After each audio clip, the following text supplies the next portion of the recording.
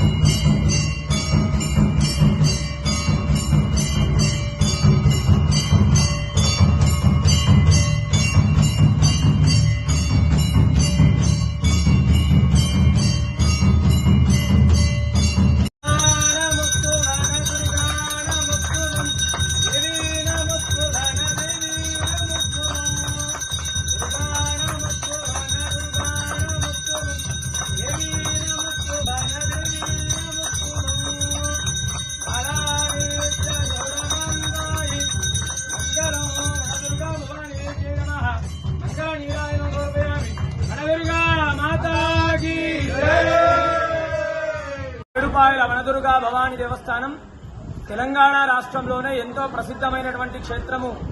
ఏడుపాయలు మంజీరా నది 7 పాయలుగా చీలి కొండ రాళ్ల మధ్య గుట్టల మధ్య పచ్చని చెట్ల మధ్య ఒక బండకు స్వయంభుగా వెలిసినటువంటి తల్లి వనదుర్గా అమ్మవారు.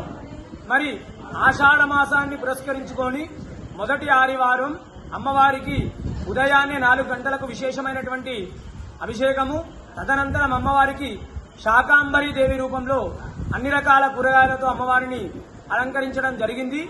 ఈ యొక్క అమ్మవారిని ఆషాఢ మాసంలో అలంకరించడం వల్ల లోకమంతా కూడా సస్యశ్యామలంగా, అందరూ కూడా క్షేమంగా పాడి పంట వ్యవసాయము అన్నీ కూడా అధికంగా లభిస్తాయి.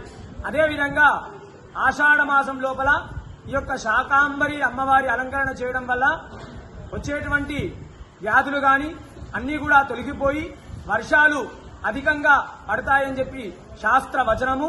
ఉదయం నుండే కూడా ఈ యొక్క ఏడుపాయలో భక్తుల రద్దీ అధికంగా ఉంది.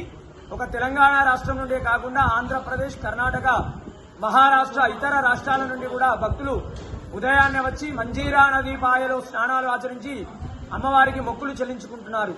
ఈ యొక్క ఏడుపాయల వనదుర్గా అమ్మవారు కోరిన కోరికలు తీర్చే కొంగు బంగారు తల్లిగా దినదినాభివృద్ధిగా ఇక్కడ అభివృద్ధి చెంది విలసిల్లుతున్నది. వనదుర్గా మాతాకి జై.